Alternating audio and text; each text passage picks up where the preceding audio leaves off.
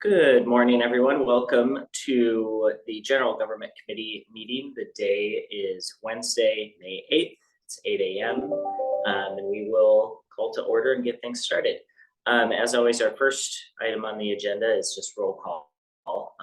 I'm joined by Councilmember Leanna Dahlhoff, Councilmember Michael Althauser for the record. I believe Councilmember Kathy will be joining us shortly as well. With that, dispense with, we move to approval of the meeting minutes from our meeting on April 10th, 2024. Is there a motion to approve the minutes? So moved. And I will second. That's a motion by Councilmember Dahlhoff and seconded by myself. All those in favor, please signify by saying aye. Aye. Those opposed, motion passes. To move into our substantive agenda, the first thing up is an ordinance number 2024-001 regarding updates to Title 15, which is our building code update. And I will also acknowledge that we're joined by Councilmember Kathy, so we have a full contingent of members. Al, I think you're going to help us walk through this morning. Well, I'll do what I can here. Good morning. This is Al Christensen. For the ones that don't know me, the building fire official. I've been here serving the citizens of Tumwater for about 10 years. So every 3 years, we try to, with the state willingness, is to try to update most of the codes for our that are required by the State Building Code Council. This year wasn't too many little adjustments, so other than the energy code. So that's what we got in front of us right now. So.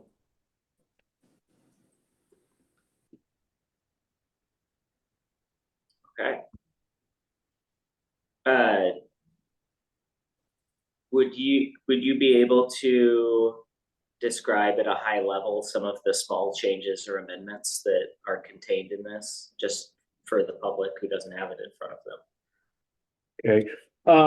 We made a few adjustments to the fire code when it comes to fire requirements for fire flow. And then the state has made quite a few changes to the energy code.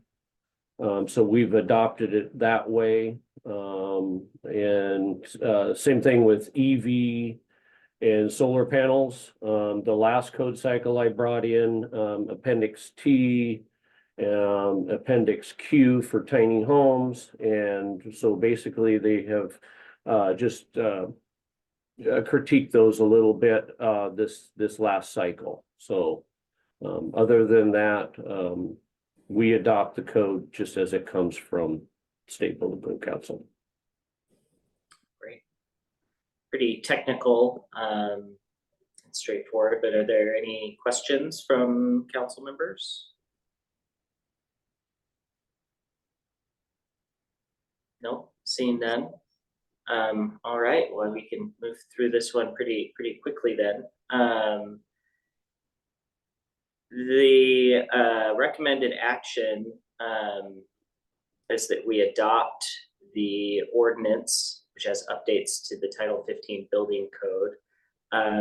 I think that this one makes sense to me as an item that could be on the consent calendar because it's so technical in nature. But if other council members have a concern about that, speak now before we make a motion. I mean, I agree with you. It's not just because it's technical, right? Things can be complex, but we don't have to make them complicated. But because we just adopt it in full measure, right? Like we don't change them. It's adopted. So it's like we didn't come up with these. We have to adopt those. I just think when the mayor gives a summation of the consent, like that helps. So I'm not just like passing something by, because I never know if we ever get questions or complaints about this, right? And how do we, like, Al, how do you message saying this isn't us, this is coming down from the state? Or do you get complaints about like how many feet? I mean, anytime there's the new code changes and stuff, there is complaints or concerns on the cost of most of this. But again, we are bound by the State Building Code Council to adopt it. Now, when we can never make it less, our amendments, our local amendments make it maybe stronger. You know, so that's the only thing that we're allowed to do. Other than that, we, when the State Building Code Council, requires it as of March 15th, we have been under that code. And now we're just making that part of our ordinance now. Yeah. Excel. like, Yeah, even if we Michael, don't I'm fine with adopt it being on consent. Still a state thing. Yes, yeah, it's still a state thing. It's required.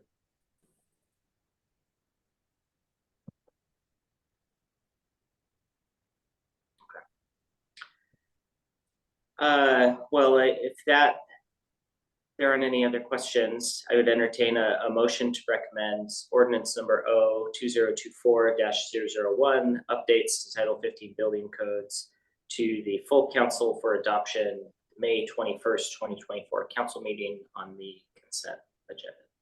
So moved. Is there a second? It's motion by Councilmember Kathy, or excuse me, Councilmember Dohoff, and seconded by Councilmember Kathy. All those in favor, please signify by saying aye. Aye. Aye. Those opposed, motion passes unanimously. Thanks so much for joining us this morning, Al. We appreciate it.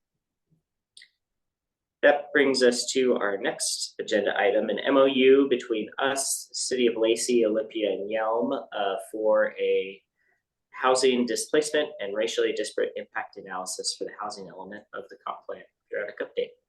And Brad, I believe you're going to help us go through this morning. Yes, I'm feeling a little bit underdressed compared to Al, so I just bear with me on that. This is a You've been hard at work. Just means you've been hard. no, Al, I need to talk to Al after the meeting. Oh. What's before you today, as Councilmember Althauser mentioned, is a memorandum of understanding with the cities of Lacey, Olympia, Yelm, and Tumwater for jointly working on a housing displacement and racially disparate impacts analysis. This is a requirement of the housing element update as part of the 2025 comprehensive plan periodic update process. This is actually a good thing that we have a consultant basically on board. The memorandum agreement is basically to allow us to pay the city of Olympia for the contract they'll be managing. The overall contract is about $85,000. Our share is about 22% of that, which I did a rough calculation. We're about a little bit under 19,000 for the contract, but it's important because this is work that's really outside of our staff wheelhouse, and we can draw on some experts to really help us do this, to frame the information that we need as part of the update, as part of this very important part of this update. So our recommendation is that the GGC place this on the consent calendar at the next regular meeting. I also want to briefly mention that we've been having housing conversations with different groups in the community, ranging from the folks building to the folks who are serving all the various communities out there. And this is still one very important area that we are still trying to struggle with and trying to identify and talk with the folks that are most concerned with this particular item. So when we say we're in the process of doing that, we literally are doing that. We've talked with 14 different groups, but we have a lot more people we need to be talking with. So I think that's all I've got for this item. Great, thank you. Council members, do you have questions about this? Just wondering, how does this play into the work that you and Councilmember Kathy are doing on the Regional Housing Council? How does that all come together? This is because this is a part of the state required periodic update. It's something we would do independent of the Regional Housing Council. However, we are reporting back to the Regional Housing Council on what we are doing as part of our periodic update, because obviously all the policies and regulatory updates that we're doing to encourage the more affordable housing to be built in the city is in the wheelhouse of the Regional Housing Council. So we're definitely letting them know what we're working on as part of this process. Got it. Thanks. Yeah, I'm glad we're able to do this. This is really just an absolutely critical component for us to actually have a fully formed knowledge of the housing landscape in the city. And it's really exciting that the other cities like Yelm and Lacey and Olympia are participating too. So I think this is going to create a better work product for the entire region. So this is great.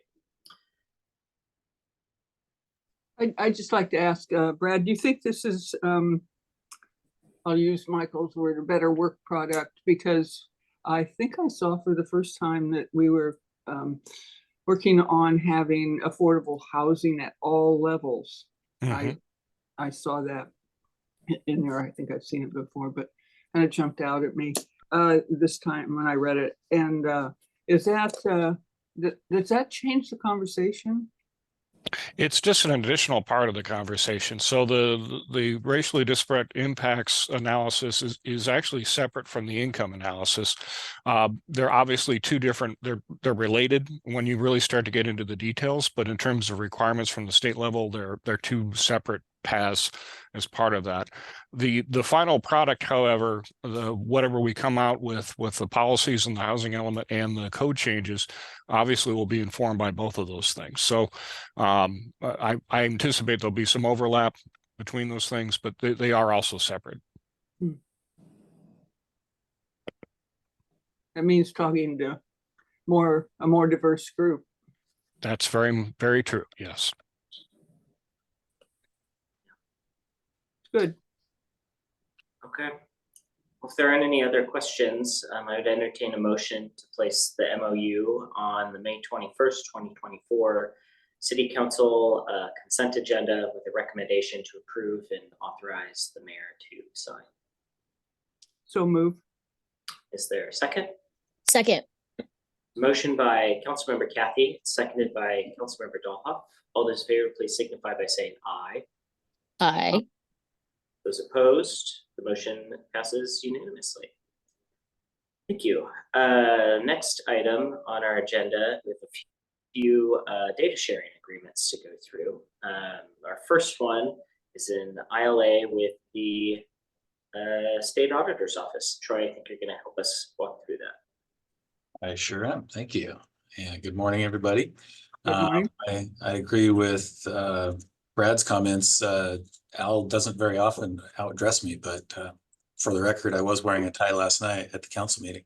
Yeah, that counts. Okay, so share my screen here. I'm surprised you all are saying that. You don't see us very dressed up. Okay. Uh-oh. Are you seeing my face or my presentation? You can see the presentation. You can see the presentation. Okay. Yes. My face is highlighted on the screen with the green box, and so that scared me a little bit. Okay, so this is great. I thought I was going to have like 5 minutes to rush through several items, but we have time now, so lots of time for questions or whatever comes up. So we'll jump right in here, and as Councilmember Althauser said, this is actually two data sharing agreements. They are exactly the same documents. One is for the city as a whole, and one is for LERMS, which is the Law Enforcement Records Management System. We would normally take that to Public Health and Safety, but since these agreements are identical, and I didn't want to wait another month to be able to get this on the agenda for that, I thought I'd just bring them both here. These agreements will be the second round of signing them. They resulted from the state auditor's office. It had a data breach a few years ago, and the legislature in its infinite wisdom said, we know how to fix this, we'll legislate it. And so they made a law that said you have to have data sharing agreements with every state and local government that you audit. So that's what this is. It's no cost to us. All it talks about is how they're going to protect our data. And it's really just so the auditor's office can show that they are complying with their new law. So we have two asks, same ask for each agreement. The first is to place these on the consent agenda at the next council meeting for approval. The other one is, if it's okay with all of you, to authorize the finance director to sign those in the future. Since they are no money and just administrative in nature, that would just make it easier and more efficient to get those done. So I'll pause there. That's the end of my slides for that, for these items. Okay, you can probably turn off your screen share for a Oh. second so we can. We might need you to pull it back up in a minute, but for now, while we sort of discuss, Councilmember Dahl. Yeah, I'm fine with that, right? The only thing I was wondering, like, process wise for future, Troy, when you're citing it, how would council be informed of those elements moving forward? Would it just be like in the monthly newsletter or the Friday updates from our administrator Parks? Like, how would you let us know what you're doing? How it's going? Yeah, whatever everybody prefers, we could put that in a weekly update. They, you know, if I had my way, if I was the state auditor, I'd make these for longer periods of time, but for some reason they're only making them for 2 years. So they'll come up, you know, somewhat frequently. But yeah, it could be Administrator Parks email. It could be, I mean, we can bring them back to council if you want. That's up to you. It's just figured it's, you know, for something that costs no money and is just purely administrative. Oh, I forgot to mention, it's in the slide, but in addition to that, there's other, what I would describe as routine audit documentation, these data sharing agreements being one. The others are audit engagement letters. And that's that actually does spell out how much money they're going to charge us for the audit, but it's a thing where they don't let us change any of the wording in the agreement, and we don't get to negotiate on price. They just tell us what they're going to charge us because that's how they do it. And so that's another thing. I certainly want to make sure all the council members are aware anytime we're getting an audit. But it would just be quicker and more efficient if I could sign those. That's how they do it at most cities. And that would just make us all a little more efficient. But we'll definitely let you know about those when audits are coming. Yeah, thanks, Troy. I'm in support of that. I mean, anything to increase our efficiencies and our effectiveness and help Troy do his job better, I'm in support of. Karen. So if I could interrupt quickly, Karen Kirkpatrick, City Attorney.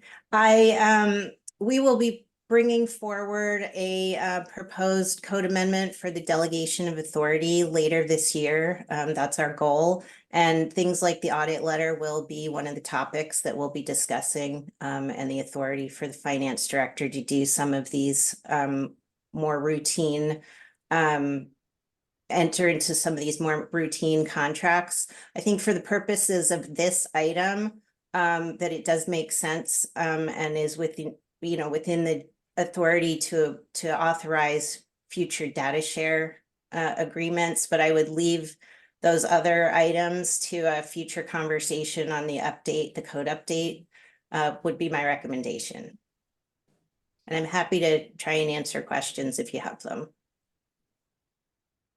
So when we currently get an audit engagement letter, what are we actually approving as a body? Are we approving receipt of the letter, like that we've received it? Because it's different than these are two things, right? There's the data sharing agreements, and there's audit engagement letters. And I guess I don't understand what the council action is, or I don't remember what the council action is regarding the engagement letter itself. So the audit engagement, and Troy can answer if I get it wrong, but the audit engagement is basically a contract with the auditor's office to perform the audit of the city. And there is money attached to that. It's a contract for services. Okay. And that'll be something that we take up later in the calendar year through a more omnibus kind of package of different efficiency measures. That's correct. Okay. That makes sense to me. And so if we're just doing, okay, I had a question, then I answered it in my head. Councilmember Dahlhofer, Kathy, does that sort of sound like a comfortable path forward where we just provide permission on the data sharing agreements? Okay. I'm seeing head nods. Troy, would you mind pulling that last slide back up just so we have both? It'll be easier instead of me clicking for both items. So we'll need to do two motions. Perfect, thank you. So with that, I would entertain a motion that we place this item on the consent agenda at the May 21st, 2024 City Council meeting with a recommendation for approval, authorizing the mayor to sign the ILA data share or interlocal data share agreement between the city and the state auditor's office. And in addition, to authorize the finance director to sign future data share agreements with the state auditor's office. So moved. Is there a second? Second, Motion by Councilmember Doff and seconded by Councilmember Kathy. All those in favor, please signify by saying aye. Aye. Those opposed? The motion passes unanimously. And for the second one, similar motion, I would entertain a motion to place the law enforcement records management system interlocal data sharing agreement on the consent agenda for the May 21st, 2024 City Council meeting with a recommendation for approval to authorize the mayor to sign the ILA with the state auditor's office. And in addition, to authorize the finance director to sign data sharement agreement contracts with the state auditor's office. so move. Second. Second. Motion by Councilmember Kathy and seconded by Councilmember Doha. All those in favor, please signify by saying aye. Aye. Those opposed, motion passes unanimously. So that now brings us to our next agenda item with you, Troy, the ERP contract amendment number 2.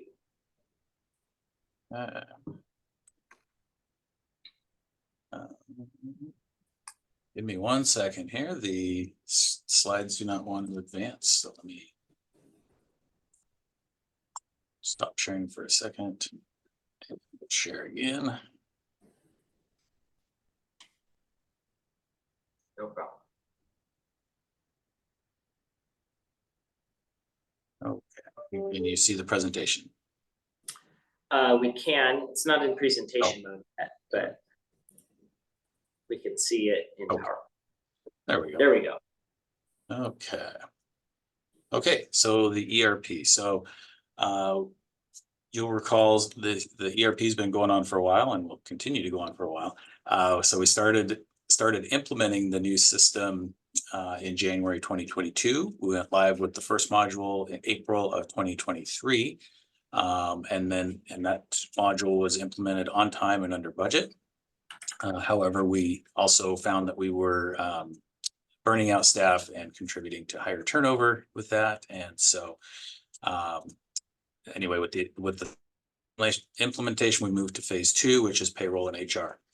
And then the entire HR department turned over. And so we had to put a pause on that for a while. And so we did that. We were hoping to go live with this one in April and this year, and that did not work out. We've run into some challenges. But we do have a fully staffed HR department now, and they're doing great. And staff are working really hard on this one. However, we do need to extend the time we're estimating August to go live with this new system. Want to make sure, especially with this one, want to make sure we pay everybody correctly, which is really important. And we're also finding with the module we already implemented, they get us the main things that we need, and then there's other things that they don't teach us or tell us about. We have to figure out ourselves. And so we've been able to do that with a lot of things, but there are some things like the bank reconciliation that we need some help with our vendor to figure out. So most of this is extra time for payroll and HR. There's a small amount for some help with the existing module. And so this would be a contract increase of about $35,000. This is actually already within the budget, which is why we didn't talk about it last night. But since it does increase the overall cost of the contract, we're asking for your approval for that. And I mentioned the timeline. And I have 2 asks on this one also because I'm really needy today. The first ask is to place this on the consent agenda at the next city council meeting. And then the second ask would be to approve me for the finance director to approve small contract amendments on this project up to 10% of the contract amount, which would be similar to the process we follow with public works contracts. And that is the last slide for this one, and I will stop sharing.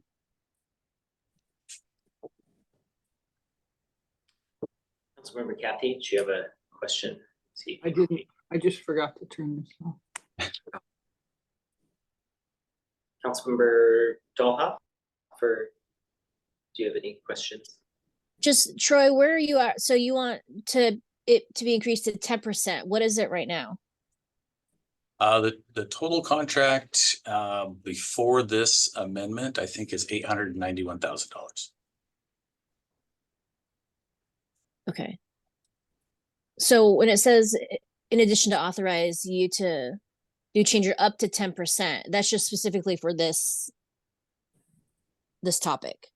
Yeah, just for the ERP contract, so it'd be about an $89,000 authority to sign contract amendments or change orders.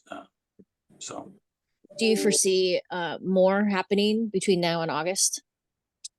probably not hopefully not between now and August, but over the next 2 or 3 years, while we continue additional modules, I think it's highly likely to have more. If you look at most system implementations with this kind of a scale, and I don't want to throw anyone under the bus, but I know other local governments that have been implementing new ERP systems similar to ours.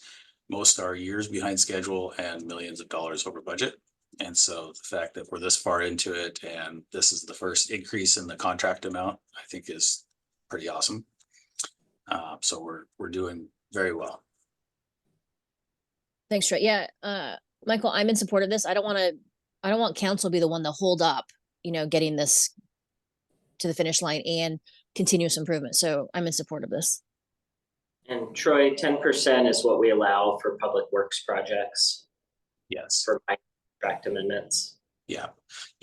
And just like with public works projects, if we need to go over more than 10%, then we would bring that back to council again. And that would be cumulative. So if I approve a 10,000 amendment and another 10,000, and I do that enough times, then we'll bring that back. Yep. I think that's sort of the important part is you couldn't do 885, you can do 285,000 contract amendments. It's a total of the underlying contract in a cumulative sense. Yes. Okay. This sounds good to me. Sort of seeing some head nods, no other outline questions. So with that, I would entertain a motion to place the ERP system contract amendment on the consent calendar on the May 21st, 2024 City Council meeting with a recommendation to approve, and in addition to authorize the finance director to approve minor contract amendments and change orders up to cumulatively 10% of the total contract amount. There is a motion.